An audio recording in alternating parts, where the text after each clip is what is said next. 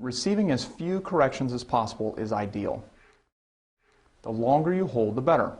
Keeping the spine in the balanced healing position is both the doctor and the patient's responsibility. The doctor can give the best possible corrections, and the patient can undo what we do here in the office by the habits that they have outside of the office. The spine is the central support structure for the body. You must respect this structure so that it will give you strong, flexible service for a long time to come. When your spine suffers, so does your overall health. So here's a few general guidelines. Always stand as erect as possible, with your shoulders, back, and your head centered directly over the spine. Try to sit in the same manner. No heavy resistance type exercise should be done for the upper body in the first 2 weeks of care. You also want to avoid putting your head in extension or side bending positions as much as possible, as these are the most vulnerable positions for the neck to be in.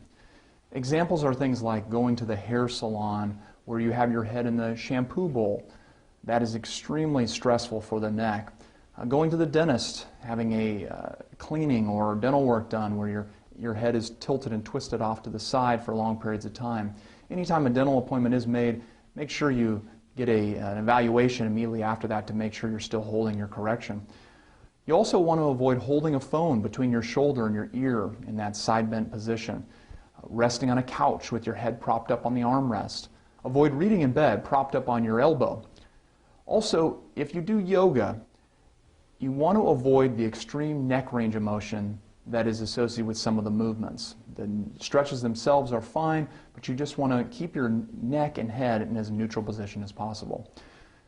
Also with massage therapy, I'm a big fan of massage therapy, but massage therapy done to the upper neck where there's more pressure sensors than anywhere else in the body is not helpful for you to hold your corrections. So here's some specific guidelines now. We spend a third of our lives sleeping. So you want to make sure that you have a good, firm mattress to sleep on with no lumps or sags. You want to make sure you have a good pillow that supports your head and your neck. If you're looking to purchase a new pillow, the Select Comfort Store, who makes the Sleep Number bed, make very good pillows. They're custom designed pillows for about $125, and they are custom designed for you, your bed, and your sleeping position. Now, stomach sleeping is absolutely the worst for your spinal alignment. It will destroy that spinal alignment. It will also accelerate the degenerative process, as the constant stress and strain applied to the spine when sleeping will wear it down. So it's very important that you do not sleep on your stomach at all. If you are a lifelong stomach sleeper, begin to transition from stomach to side or back. Sometimes hugging a body pillow can help tremendously. That pressure of the pillow being pressed against your stomach can make you feel like you were sleeping on your stomach. You want to make sure that when you are sleeping on your side, if you have a tendency to go to your stomach, you want to make sure your down shoulder is forward in order to not allow you to flip while sleeping back onto your stomach. If you're sleeping on your back, you can sleep with a pillow underneath your knees if that is more comfortable. You want to make sure you don't sleep with more than one pillow in any position under your head. When you're on your back, for instance, you don't want your chin to move up towards your chest. If you're sleeping on your side, support the head and neck so your spine will remain in a straight line as you are viewed from the front. Your legs should be at about a 30 to 45 degree angle and not drawn up in a knot. You may feel more comfortable with a pillow between your knees to keep your pelvis from tilting. Now when lifting, you want to lift by bending at the knees and not from the back, keeping your back as straight and solid and protected as possible at all times, while holding the weight of the object close to your body. Now mothers of small children must be extremely careful when picking up their children.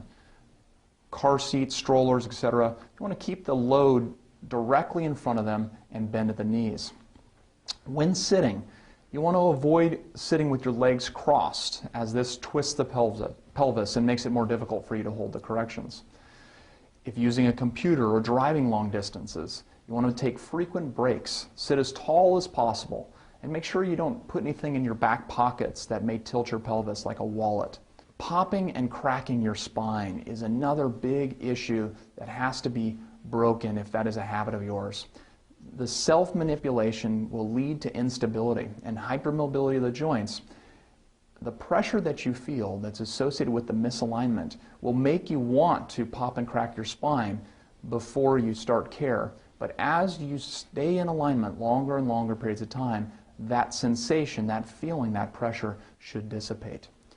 Much of this problem is a habit that just needs to be mastered if you want to hold your corrections long term.